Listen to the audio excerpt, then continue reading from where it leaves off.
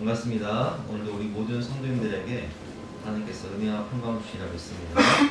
방금 말씀드리겠습니다. 오늘은 사순절 넷째 주일로 예배드리겠습니다. 4월부터 봄 대신방이 있습니다. 신방을 받기 원하시는 분은 김현우 사모에게 신청해 주시기 바랍니다.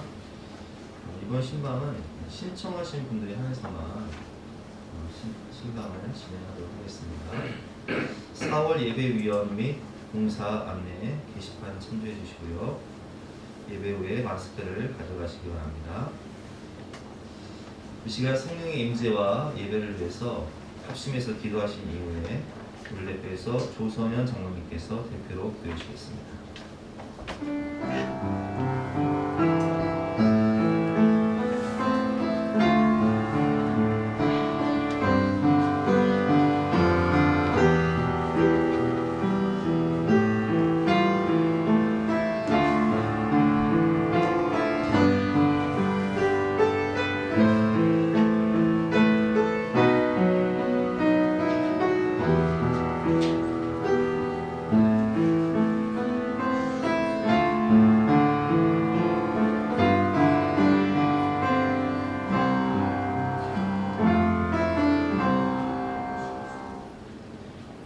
거룩하고 위대하신 하나님 아버지, 진리와 사랑으로 저희를 붙드시고 생명의 말씀으로 친히 인도해 주시는 아버지 하나님을 찬양합니다. 홀로 영광 받으시옵소서. 다람쥐 쳇바퀴 돌듯 새롭게 시작하는 주일을 주셔서 지난 한 주간을 돌아보게 하시고 회개하시니 감사합니다. 하루하루가 아버지께서 주신 귀중한 선물인데 헛되이 지나지 않도록 붙들어 주시옵소서. 독생자 예수 그리스도를 이 땅에 보내셔서 저희를 구원해 주신 하나님 아버지, 사순절 기간 동안 저희를 위해 아낌없이 자기 몸을 내어 주신 예수님의 한없는 은혜 감사합니다. 저희들 어둡고 캄캄한 이 땅, 이 세상에 한 줄기 빛으로 오신 주님을 닮아가는 삶을 살게 하옵시고 하나님의 시간표 속에서 거룩하고 정결한 삶을 살게 하옵소서. 주님, 이 세상에서 가장 큰 사랑이 있다면 저희를 위해 돌아가신 예수 그리스도의 사랑입니다.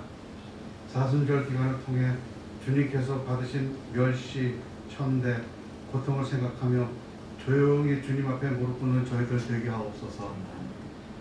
코로나의 장기화로 죽어가는 저희들의 영혼을 새롭게 영혼에 생기를 넣어주시고 좌절하고 포기한 삶에서 새로운 생명으로 소생케 하셔서 하늘나라를 소망하며 꿈꾸는 저희들 되게 하옵소서.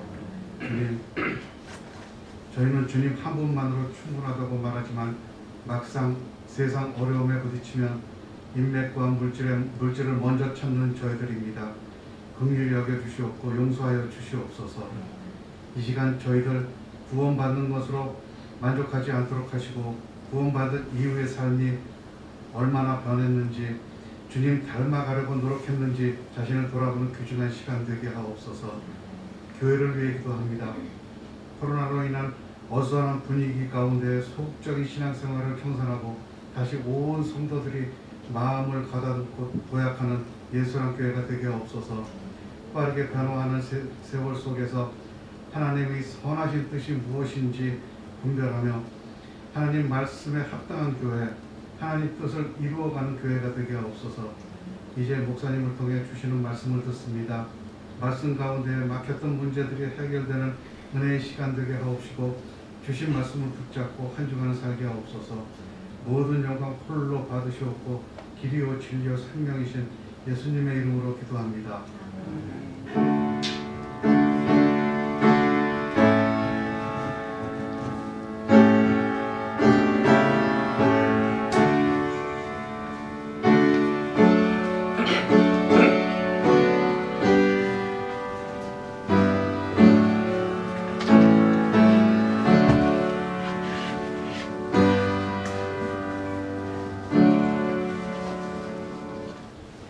오늘 우리에게 주신 하나님의 말씀은 구약성경 출애굽기 12장 15절부터 20절까지 말씀입니다.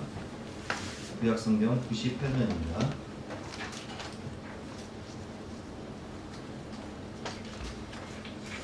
출애굽기 12장 15절부터 20절까지 말씀을 제가 읽어보겠습니다. 너희는 이래 동안 무교병을 먹을지니 그 첫날에 누룩을 너희 집에서 제하라. 무릇 첫날부터 일곱째 날까지 유교병을 먹는 자는 이스라엘에서 끊어지리라. 너희에게 첫날에도 성회요 일곱째 날도 성회가 되리니 너희는 이 두 날에는 아무 일도 하지 말고 각자의 먹을 것만 갖출 것이니라. 너희는 무교절을 지키라. 이날에 내가 너희 군대를 애굽 땅에서 인도하여 내었습니다. 그러므로 너희가 영원한 규례로 삼아 대대로 이날을 지킬지니라. 첫째 달 그달 열 나흔 날 저녁부터 21일 저녁까지 너희는 무교병을 먹을 것이요 이래 동안은 누룩이 너희 집에서 발견되지 아니하도록 하라. 무릇 유교물을 먹는 자는 타국인이든지 본국에서 난 자든지 막론하고 이스라엘 회중에서 끊어지리니 너희는 아무 유교물이든지 먹지 말고 너희 모든 유하는 것에서 무교병을 먹을지니라. 아멘. 오늘은 무교절과 무교병의 의미라는 제목으로 본 말씀에 대해서 함께 은혜를 나누겠습니다. 성경에서 7은 완전수를 의미하죠. 그래서 하나님께서 천지를 창조하실 때에도 6일 동안 천지를 창조하시고 7일날 안식일을 우리에게 주심으로 7일 완전수를 의미하고요. 그리고 유대인들은 결혼식을 해도 7일 동안 모든 축제를 7일 동안 지켜요. 초막절도 7일 동안 초막을 짓고 생활하면서 지키고 오늘 본문에 나오는 무교절도 7일 동안 지킵니다. 왜 유월절로 시작해서 7일 동안 하나님께서는 무교병을 먹으며 무교절을 지키라고 하실까요? 그 깊은 의미가 있습니다. 그래서 오늘은 무교절과 무교병의 의미를 본문을 통해서 함께 배우도록 할 텐데요. 첫 번째로 왜 무교절을 지키며 무교병을 먹으라 하실까요? 본문 15절부터 17절 말씀이죠. 너희는 이래 동안 7일 동안 무교병을 먹을지니 7일 동안 무교병을 먹으면서 첫째 날과 마지막 날에는 성회로 모여라. 너희는 무교절을 지키라. 7일 동안 무교절을 지켜라. 이렇게 말씀을 하고 있습니다. 우리가 이 이유를 알기 위해서는 이 무교병과 무교절을 제정하신 하나님의 뜻을 알아야 되는데 그것이 이제 신명기 16장에 보면 하나님께서 잘 설명해 주고 계시죠. 신명기 16장 3절 말씀입니다. 유교병을 그것과 함께 먹지 말고 이래 동안은 무교병을 곧 고난의 떡이라고 말씀하고 계십니다. 고난의 떡을 그것과 함께 먹으라. 이는 내가 애굽 땅에서 급히 나왔음이니 이같이 행하여 내 평생에 항상 내가 애굽 땅에서 나온 날을 기억할 것이다. 이 세 가지를 이제 중점적으로 우리가 볼 텐데요. 첫 번째는 이제 무교병을 고난의 떡이라고 설명하고 계십니다. 우리가 그 최후의 만찬 너무 잘 알고 계시죠? 예수님께서는 지혜들과 최후의 만찬을 하시는데 이 최후의 만찬에 먹었던 음식이 무교병이에요. 그리고 특별히 그 절기가 예수님께서 최후의 만찬을 지키신 절기가 바로 오늘 본문에 나오는 무교절입니다. 무교절 안에 유월절이 포함되어 있죠. 그래서 이 그 최후의 만찬의 음식을 우리가 살펴볼 텐데 첫 번째로는 오늘 본문에 나오는 무교병, 히브리어는 마짜라고 하죠. 마짜라는 무교병을 먹고 이 무교병은 애굽에서 종살이 할 때, 이제 출애굽할 때 워낙 이제 급하게 나왔기 때문에 누룩을 넣어서 발효시킬 시간이 없었어요. 그래서 이제 무교병을 이제 먹었죠. 애굽의 종살이를 떠올리며 먹는 음식이었고, 그리고 우리가 지난주에 배웠죠. 어린 양을 잡아서 1년 된 흠없는 어린 양을 잡아서 그것을 이제 한 식구 한 10명쯤 되는 걸 한 마리 잡아서 먹는 거죠. 그리고 피를 인방 넘술주에 발랐고요. 쓴나물도 습이 쓴 노예 생활을 의미하기 때문에 쓴나물을 같이 먹는 겁니다. 그리고 달걀을 먹습니다. 그리고 하세롯이라는 소스를 먹는데 이 하세롯이라는 소스 안에는 무화과와 대추, 야자, 건포도, 건과류 같은 것을 섞어서 갈아요. 그래서 이걸 갈다 보면 색깔이 어떤 색이냐면 진흙색이 나와요. 그럼 왜 이 진흙색 소스를 먹냐? 애굽에서 진흙으로 벽돌을 굽던 그것을 활성화하기 위해서 이 하세롯이라는 소스를 발라서 미국에서 발라서 먹는 것입니다. 그리고 이제 출애굽했기 때문에 기쁨을 상징하는 포도주, 이것이 이제 마지막 최후의 만찬 때 예수님께서 제자들과 함께 먹으시는 메뉴였죠. 고난의 떡, 이것을 우리가 더 잘 설명하기 위해서는 쉽게 이제 설명을 하면, 우리 군대 시절에 남성분들 건빵 드셨을 거예요. 저는 건빵을 가져와 봤는데, 이 건빵이요, 제가 삼척에서 근무할 때 저는 신교대에 있었는데, 신병교육대에 있다 보면 별일이 다 있어요. 근데 제가 이제 입대하기 전에 우리 고참들이 얘기해 줬는데, 우리 부대에서, 우리 신교대에서 훈련병들이 이제 워낙 이제 훈련을 하면서 이제 먹고 싶은 게 많잖아요. 근데 군대에서 먹을 게 없어요. 훈련병들은 특별히 정말 뭐 훈련소에 있을 때는 PX를 뭐 거의 못 가죠. 근데 이 건빵이 별식이에요. 근데 밤에 너무 배가 고프니까 이불 속에서 이 건빵을 몰래 먹다가 이게 목에 걸리는 거예요. 그럼 이제 빨리 물을 찾아서 먹으면 좋은데 그렇게 못했어요. 그래서 이 건빵을 먹다가 목이 걸려서 사망한 훈련도 있었어요. 이게 고난의 떡이죠. 우리가 그 훈련소에 있을 때 저는 논산에서 훈련을 받았는데, 주일날 예배를 가면 그 초코파이 하나씩 줘요. 그럼 그 초코파이가 얼마나 귀한지, 또 성가대를 쓰면 초코파이 2개 줘요. 그래서 저는 이제 예배 드리는 것도 너무 좋고, 그리고 초코파이 받는 것도 너무 좋아서 성가대를 섰단 말이에요. 성가대를 서서 초코파이 2개 받아요. 이렇게 받아온 초코파이는 너무 귀하죠. 이등병 때는 이 초코파이를 먹는 것도 힘들어서 눈치를 봐가면서 먹는데, 어디서 먹어요? 남자분도 아실 거예요. 화장실에서 먹잖아요. 뭐 크림빵이라든지 초코파이 이런 그 별식들을 먹을 데가 없으니까 눈치 보면서 화장실에서 먹거든요. 그러니까 우리가 요즘에 그 강철부대 같은 프로그램 보면서 뭘 느껴요? 와, 나 군생활 할 때 저렇게 힘들게 했네.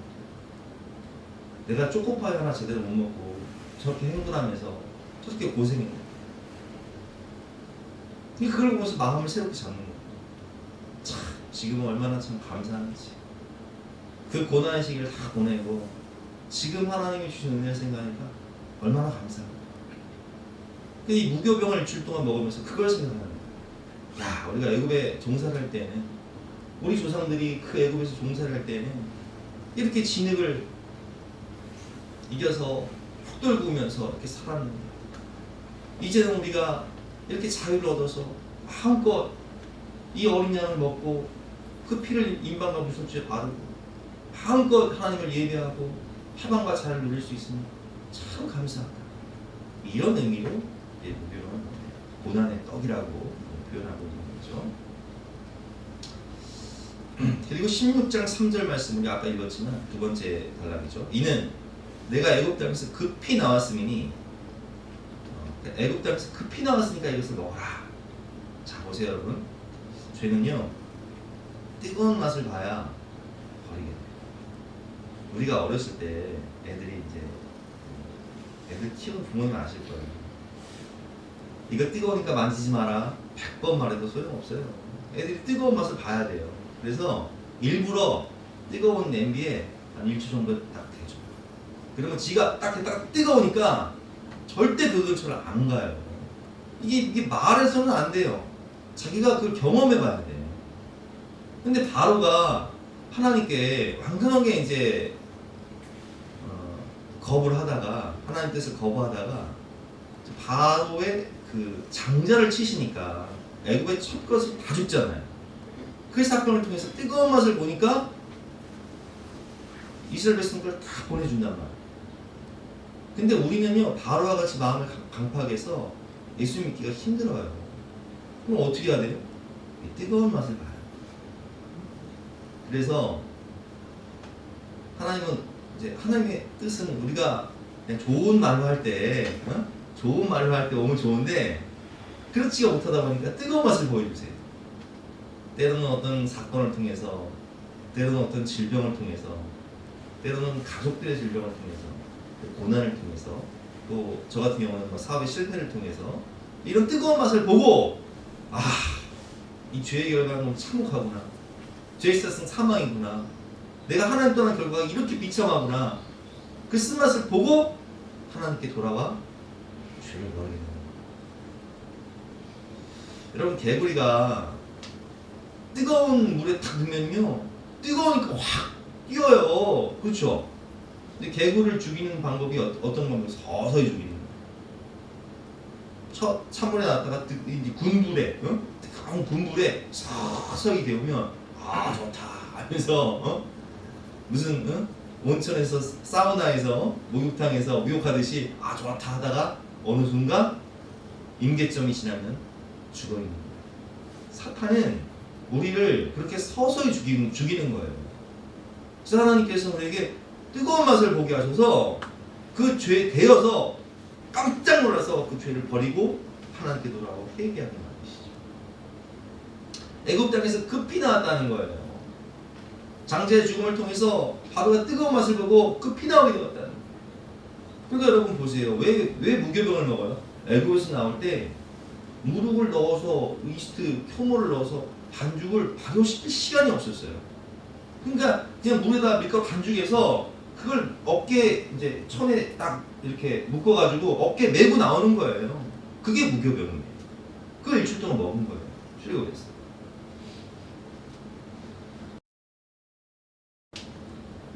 우리나라의 해방도 마찬가지죠. 그 영화 암살을 보면 그 밀정이었던 이정재, 독립운동을 하다가 일본의 이제 형사로 밀정 노릇을 하던 이정재가 마지막에 전지현이 딱 총을 겨누면서 왜 동지들을 배신했는가 물으니까 이렇게 대답을 해요. 몰랐으니까. 우리나라가 해방될지를 몰랐으니까 내가 그랬지. 근데 그 당시의 정치적인 상황이나 모든 국제적인 정세를 봐도 우리나라가 해방될 거라고는 생각을 못했던 거예요. 그냥 내가 살 동안 영원히 그냥 일본의 압제 가운데 그렇게 그냥 살아갈 거라고 생각했기 때문에 내가 사는 길은 독립운동이 아니라 친일파가 되어서 잘 먹고 잘 사는 것이다. 이렇게 생각을 하고 밀정이 되었던 것이죠. 그런데 갑자기 정말 하나님의 은혜로 미군의 개입을 통해서 히로시마와 나가사키의 원폭이 투하됨으로 인해서 갑자기 해방이 찾아왔다는 거예요. 그러니까 우리 백성들이 왜 8.15 광복절을 지켜요? 왜 3.1절을 지켜요? 그 해방이 너무 기쁜 거예요. 갑자기 찾아온 해방이에요. 마찬가지예요. 오늘 본문의 이 말씀의 의미는 이스라엘 백성들이 애굽의 압제 가운데 있을 때 국제적인 상황이나 정치적인 상황이나 모든 것들이 이스라엘 백성들의 힘으로는 도저히 애굽에서 나올 수가 없었어요. 그런데 하나님께서 강한 손으로 애굽의 10가지 재앙을 통해서 애굽을 심판하시고 애굽의 모든 신들을 심판하시고 바로를 심판하셔서 하나님의 능력으로 다 나오다 보니까 갑자기 나오게 된 거예요. 그래서 내가 애굽 땅에서 급히 나왔으니 이 말씀의 의미는 이건 사람이 한 것이 아니라 너희가 한 것이 아니라 누가 하신 일이다? 하나님이 하신 일이다. 하나님의 구원을 감사하면서 무교병을 먹습니다. 이 무교병을 먹으면서 우리의 구원은 이건 우리가 잘나서 우리의 행위와 어떤 노력으로 공로로 구원받은 것이 아니라 전적인 하나님의 은혜다. 하나님이 하신 일이다. 하나님이 우리를 구원하신 예수 그리스도의 십자가의 죽음, 6월절 어린 양의 그 보혈의 피로 말미암아 우리가 구원받았으니 얼마나 감사하냐. 이걸 생각하면서 무교병을 먹으라는 거예요. 그렇죠? 그렇습니다, 여러분. 우리가 구원받은 것은 정말 갑자기 급하게 구원받은 것이죠.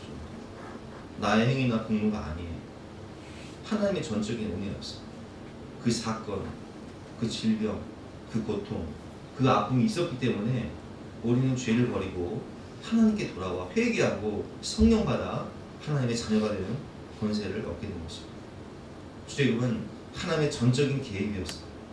하나님의 능력이었고 하나님의 구원의 역사였다는 그것을 되새기며 무교병을 먹으라. 세 번째로 우리가 아까 읽었던 3절 말씀에 내 평생에 항상 내가 애굽 땅에서 나온 날을 기억할 것이라. 평생 동안 잊지 말고 이것을 기억하라는 거예요. 그래서 유대인들은요, 초등학교에 들어가서 1학년 1학기 때 뭘 배우냐? 우리 이제 한글 배우면 뭐 배워요? 유대인들은 학교에 딱 들어가서 글을 배우면 가장 먼저 가르치는 문장이 뭐냐면 우리 조상들이 애굽 땅에서 종살이 했다.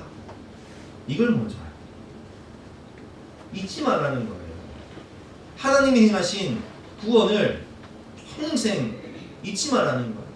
항상 기억해야 한다는 거예요. 우리가 오늘날 무교절을 지키진 않아요. 우리가 6월절을 지키진 않는다요. 그러나 우리는 예수님이 십자가에 우리의 죄를 대신해서 죽으신 이 절기가 되면 우리는 뭘 지켜요? 사순절을 지켜요. 지금 사순절 기간이죠. 고난 주간이죠.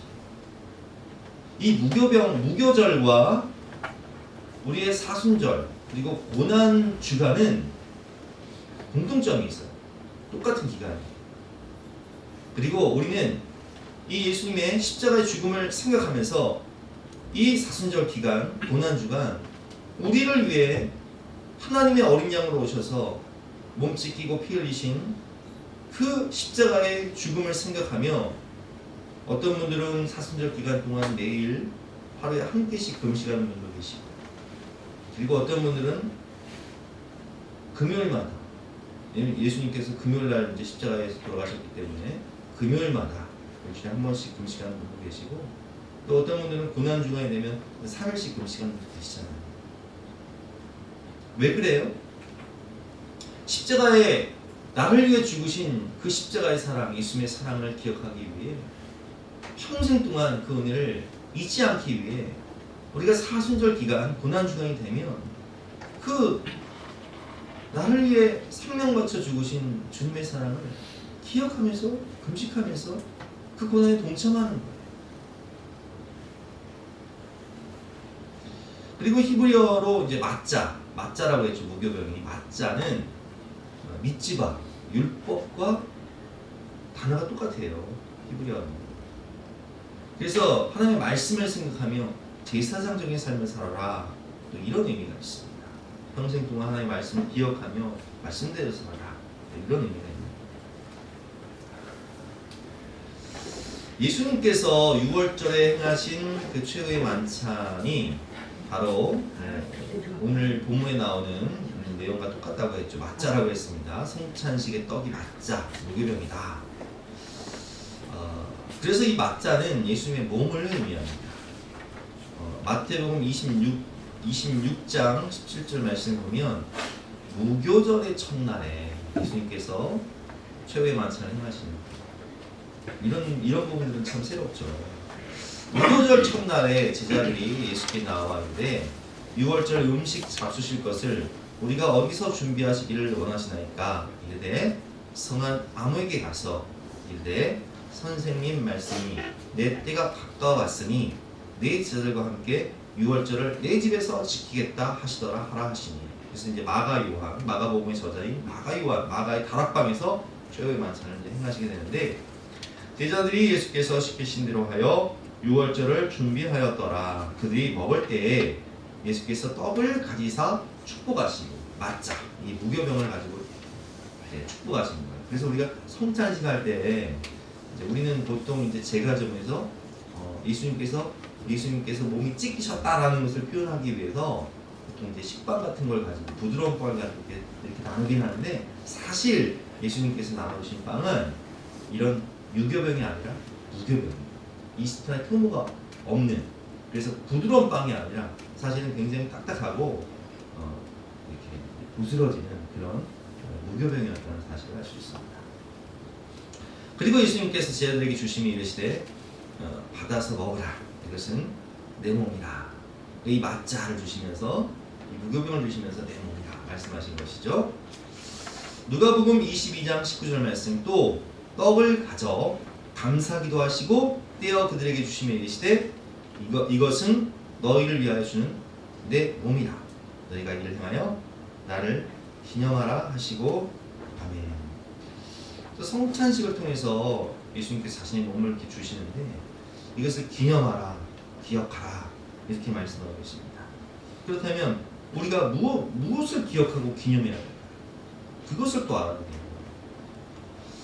첫 번째로는 주님 만나기 이전 우리가 이 죄와 사망의 고통의 노예 가운데, 애굽의 노예 가운데 살아갈 때 내가 어떠한 삶을 살았는가?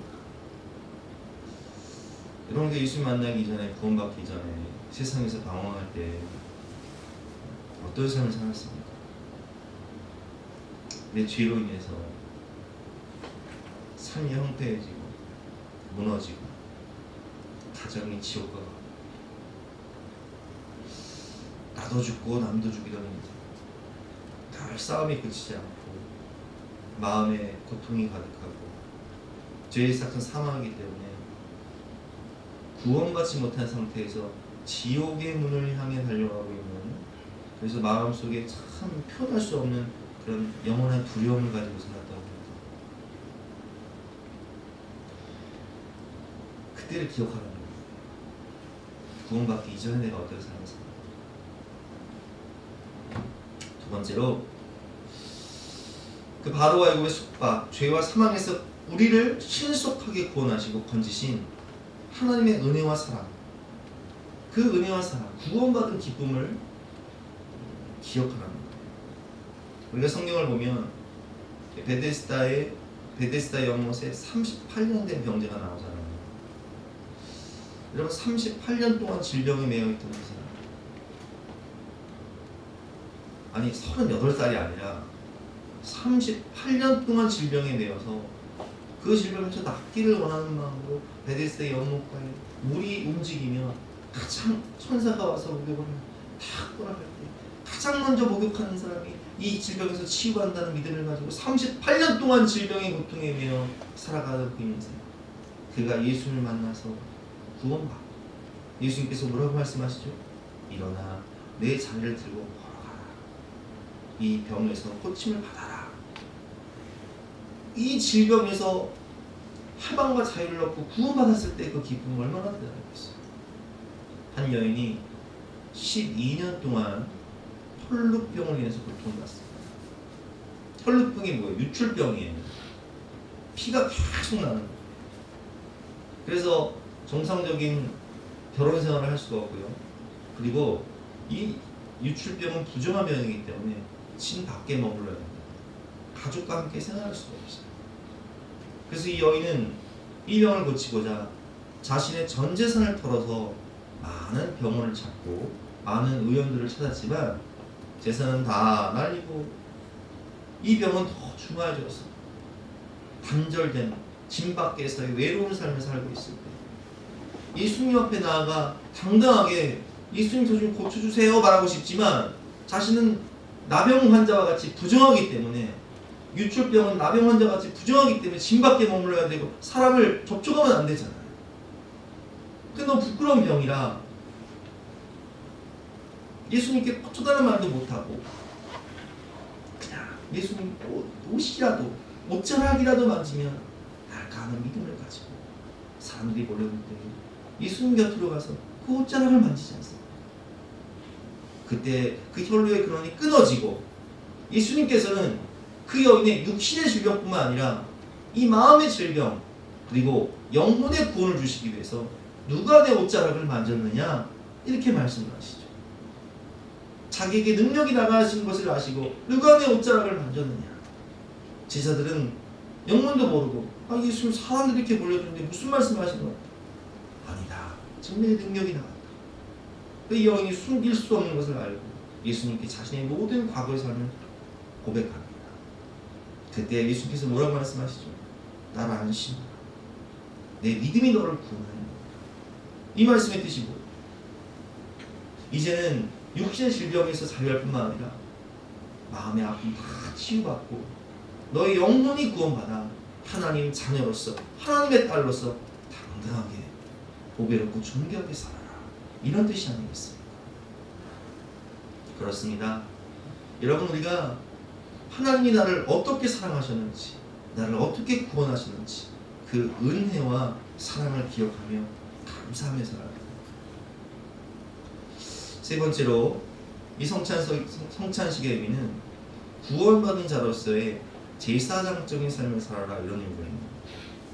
이 무교병은 생명의 떡이신 예수님이 자신의 몸을 찢으셔서 이것을 먹으라, 받으라, 나를 기념하라 이렇게 말씀하셨지 않습니까? 그것은 예수님과 연합하는 삶을 의미하는 겁니다. 내 피를 마시고 내 몸을 먹고 너희는 나와 연합하여서 하나가 되어서 이제는 나의 의의 옷을 입고 나처럼 살아라, 이런 의미잖아요. 그래서 여러분, 이 무교병이요, 우리가 그 성막을 공부하다 보면 12개의 진설병, 떡상 위에 있는 12개의 진설병이 있어요. 지파별로 12지파니까 12개의 진설병을 올려놓거든요. 안식이 되면 일주일에 한 번씩 새로운 떡을 올려드리는데, 이 진설병이 뭔지 아세요? 무교병이에요. 근데 이 무교병을 누가 먹어요? 이 진설병을 누가 먹어요? 제사장이 먹어요. 오직 제사장만 먹어요. 그럼 제사장은 어떤 의미입니까? 제사장은 하나님과 사람을 잇는 중보자 역할을 하는 거예요. 죄인된 인간이 하나님께 나아갈 수 없으니까 제사장이 인간을 대신해서 희생제사를 드리고 하나님께 나아갈 때에 그 피의 제사를 드려요. 보혈의 피로 죄상을 받고, 그리고 이 떡상에 있는 떡을 먹고 1년에 한 번 대속죄일날 지성소하는 거예요. 그리고 백성들의 모든 기도 제목을 내놓고 기도하고 응답받아서 백성들에게 그 기도 응답을 선포하게 되는 것이죠. 이게 어떤 삶이에요? 중보자의 삶이에요. 하나님과 죄인을 연결하는 구원의 다리 역할을 합니다. 그러니까 하나님께서 우리에게 원하신 것이 뭐냐? 너는 왕같은 제사장이야. 너는 거룩한 나라야. 너는 하나님의 간판 스타야. 너는 하나님의 선전도구야. 너는 보배롭고 존귀한 하나님의 자녀야. 너희는 왕같은 제사장이야. 거룩한 나라야. 하나님의 백성. 이는 너희를 기이한 그 어둠에서 불러내어 기이한 빛에 들어가게 하신 이의 아름다운 덕을 선포하게 하려 하시고 선전하게 하십니다. 이게 무슨 뜻이에요? 우리는 하나님께서 어두운 데서 불러내어 하나님 나라의 간판 스타로서 많은 영혼들에게 소망을 주고 복음을 전하는 하나님 나라의 왕 같은 제사장이라는 거예요. 간판 스타라는 거예요. 이게 성찬식의 의미예요. 그래서 우리는 예수 그리스도의 살과 피를 먹고 예수님과 하나 되어서 하나님의 간판 스타로서 복음을 전하는 삶을 살아야 되는 것이죠. 두 번째는요, 왜 누룩을 제하며 왜 누룩을 먹으면 끊어지리라 말씀하실까요? 오늘 본문 15절과 19절 말씀인데요, 두 번에 걸쳐서 반복해서 말씀하십니다. 너희는 이래 동안 무교병을 먹을지니 그 첫날에 누룩을 너희 집에서 제하라. 무릇 첫날부터 일곱째 날까지 유교병을 먹는 자는 이스라엘에서 끊어지리라. 대가 끊어진대요. 이게 무슨 말이에요? 죽이신다는 얘기예요. 이래 동안은 누룩이 너희 집에서 발견되지 아니하도록 하라. 무릇 유교물을 먹는 자는 타국인이든지 본국에서 난 자든지 막론하고 이스라엘 회중에서 끊어지리니, 이렇게 말씀하고 있습니다. 그래서 이 유대인들은요, 제가 열린다 성경 절기 이야기를 보니까 유대인들은요, 무교절을 지키기 위해서 얼만큼 이 누룩을 제하는 데 열심을 가지냐, 이 무교절 기간이 되면요, 학교는요 3주를 방학을 해요. 와, 부럽죠? 우리 학생들 그럴 거예요. 숙제도 안 내준대요. 그리고 직장은요 2주를 휴가를 줘요. 왜냐면 무교절을 일주일 동안 지켜야 되지만 일주일 전부터 누룩을 제거해야 돼요. 그래서 집안에 대청소가 이루어지는데 혹시라도 가구 밑이나 뭐 장파 밑에 누룩이 있으면 안 되니까 벽지를 새롭게 하고 장판을 다시 깔고, 그리고 어떤 경우는 가구를 싹 다 바꾼대요. 대청소하는 김에 가구를 싹 다 바꾼다는 거예요. 그래서 한국 유학생들이 거기 가서 무교절 기간이 되면 길거리를 돌아다니면서 좋은 가구들 많이 나오잖아요. 그걸 주워오는 거예요. 그래서 한 살림 잘만 하신다네요. 그만큼 무교절 기간을 학교는 3주를 방학을 하고 직장은 2주를 휴가를 줄 만큼 철저하게 지킨다는 거예요. 근데 왜 이렇게까지, 아니 왜 대가 끊어지기까지 그 일주일 동안 누룩을 제거하라고 하실까요? 평소에는 누룩 먹잖아요. 똥라이스 넣고 유교병 먹거든요. 평소에는 유대인들도. 근데 무교절 기간에는 누룩을 제거하는데 만약에 발견되면 대가 끊어진다는 거예요.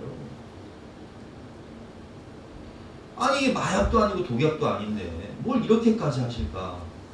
저는 이 설교를 준비하면서 아니 하나님 좀 너무하시네. 그 누룩 좀 발견됐다고 좀 대가 끊어서요. 좀 너무하신 거 아니에요? 이런 생각이 들더라고요. 여러분은 안 그러세요? 아니 그저 실수로 누룩이 발견된 사람 얼마나 억울해요. 그렇잖아요. 왜 이렇게까지 하실까요? 여러 가지 성경 말씀을 통해서 우리가 힌트를 찾을 텐데요. 첫 번째는 레위기 2장 11절 말씀입니다. 너희가 여호와께 드리는 모든 소제물에는 누룩을 넣지 말지. 그러니까 하나님께 드리는 소제물에는 누룩을 넣지 마라. 너희가 누룩이나 꿀을 여호와께 화제로 드려 사지 못할 것입니다. 이 말씀의 의미는 하나님께 드리지 못할 것은 내 삶에서, 우리 가정에서 버리라는 뜻이에요. 내 삶에 스며든 죄와 교만과 거짓과 외식을 버리라는 겁니다. 이게 이제 제가 아까 말씀드렸지만 이게 무교절 기간 되면 아주 집안을 싹 다 들어 엎어가지고 대청소를 한단 말이에요. 근데 이걸 정확히 우리가 영적으로 표현하면 영적인 대청소 기간이다. 근데 제가 아까 말씀드렸듯이 무교절 기간은 우리에게 사순절과 똑같고 고난주간과 똑같다라고 말씀드렸잖아요. 그러니까 이게 우리가 이 무교절을 배우는 의미가 뭐냐면 우리가 지금 사순절이기 때문에 내가 사순절 기간 뭘 해야 되냐, 내 마음에 있는 모든 죄악, 교만과 거짓과 외식과 모든 이 죄를 영적으로 대청소하는, 철저히 회개해서 대청소하는 기간을 가져야 돼요. 내 삶이 과연 하나님이 받으실 만한 삶인가?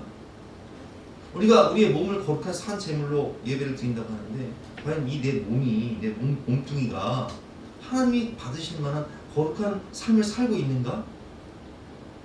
하나님께 드리지 못할 죄악된 삶을 살고 있다면 내가 버려야 할 것, 누룩처럼 제거해야 할 것이 무엇인가?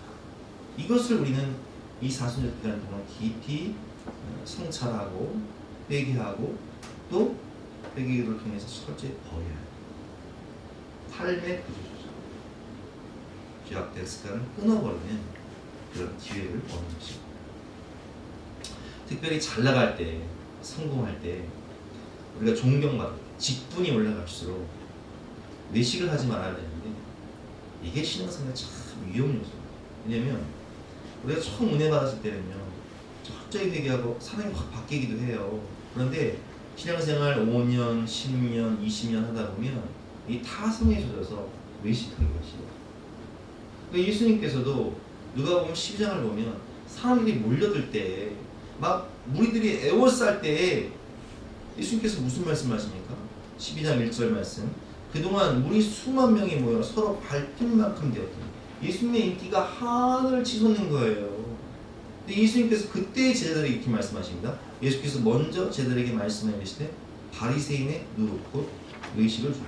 얘들아, 너희들이 성령받아 성령의 권능받아 잘 나갈 때, 사도로서 유명해질 때, 이렇게 사람들이 몰려들 때 바리새인의 외식을 주의해라.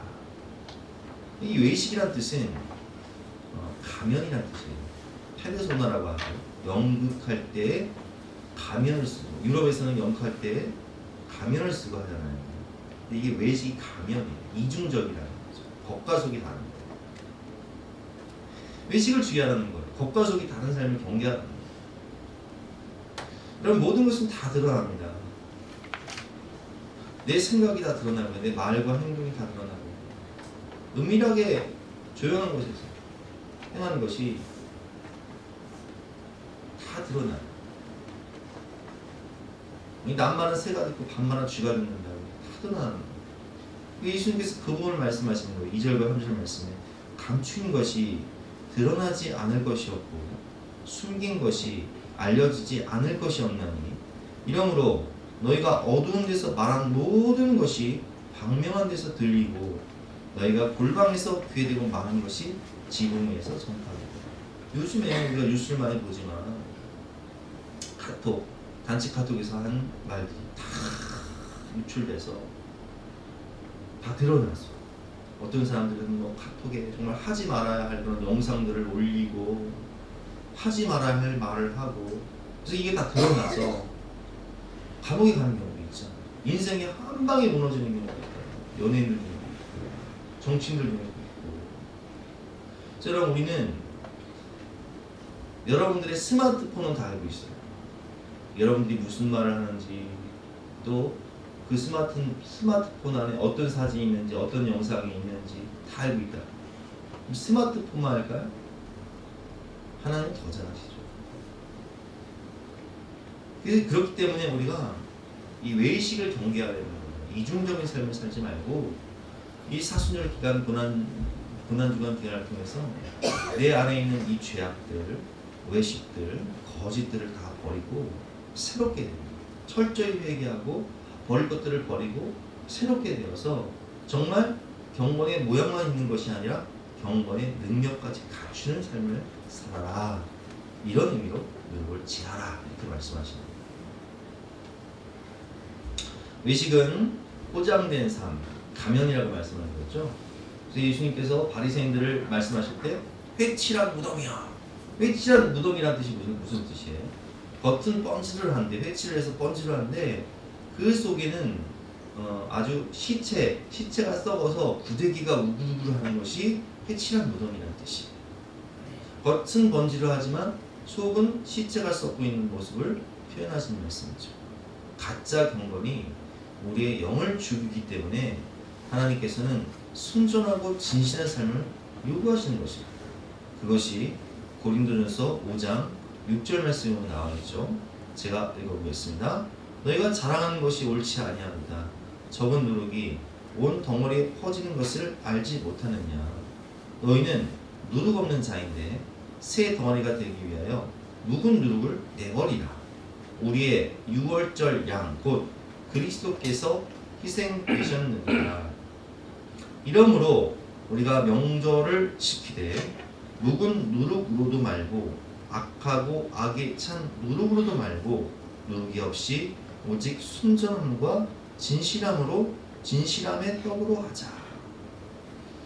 순전한 삶, 진실한 삶.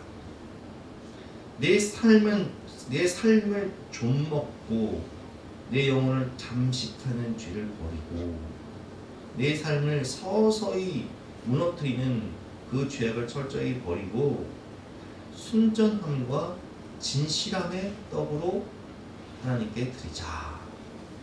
이것이 오늘 결론 말씀입니다.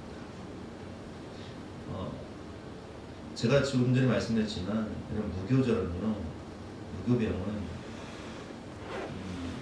사순절, 고난주간 우리가 먹는 성찬식과 똑같고 사순절과 똑같고 고난주간과 똑같은 거예요.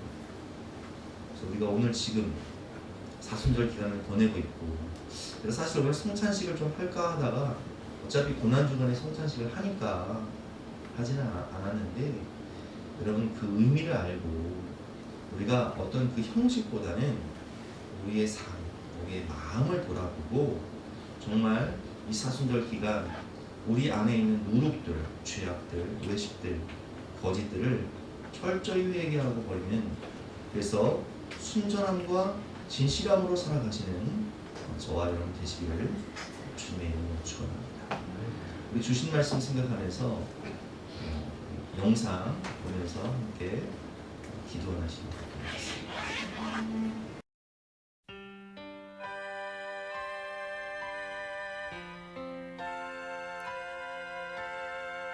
제자들과 함께 식사를 하실 때에 예수님께서 떡을 가지사 축복하시고 떼어서 주시며 말씀하셨습니다.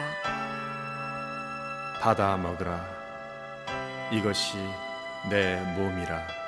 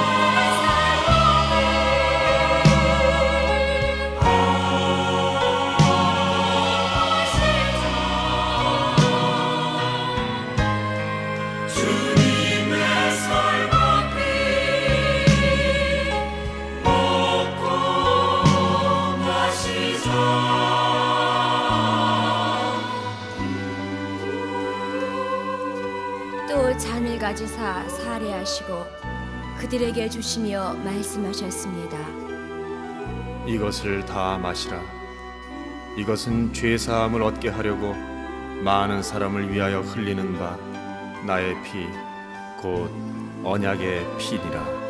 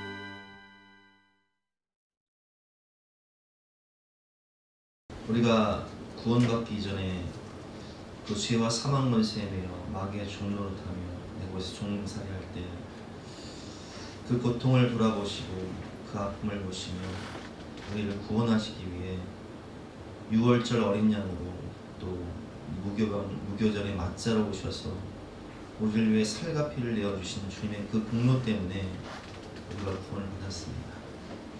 주님 우리에게 제사장적인 삶을 살아라, 하나님 나라의 선전 도구가 되어라, 하나님 나라의 간판 스타가 되어라 말씀하셨지만, 우리가 신앙생활을 하면 할수록 주님을 닮아가는 것이 아니라 바리새인처럼 외식하며 가면을 쓰고 거짓과 위선 속에 살고 있는 것은 아닌지 오늘 우리 자신을 돌아봅니다. 하나님, 우리 안에 있는 누룩, 우리가 버려야 할 거짓과 의식과 교만과 제약이 있다면 이 시간 성령께서 오셔서 성령의 불로 태워주시고 거룩한 예수 그리스도의 십자가 불로 씻겨주시고 우리를 새롭게 하여 주시옵소서. 사순절 기간 동안 철저히 회개함으로 거룩하고 순전한 삶을 살 수 있도록 도와주시고, 더욱더 주님을 닮아가며 주님이 기뻐하시는 제사장적인 삶, 영혼을 구원하며 중보하고 많은 영혼들을 하나님께로 인도하는 예수님과 같은 우리 인생이 될 수 있도록 우리를 변화시켜 주시옵소서. 그러기에 우리의 몸을, 우리의 삶을 거룩한 산 제물로 드리오니 하나님의 나라와 영광 위에 아름답게 사용하여 주시고 모든 믿음의 가정들을 축복하여 주시고 복의 복을, 평강 위에 평강을 더하여 주시옵소서. 감사드리며 예수 그리스도 이름으로 기도드렸사옵나이다. 아멘. 지금은 우리 구주 예수 그리스도의 은혜와 하나님의 독생자를 주신 영원하신 사랑과 성령님의 감화감동 역사하심이 우리 모든 성도님들 머리 위에, 앞날 위에, 가정 위에 지금부터 영까지 함께 하시기를 간절히 축원하옵나이다.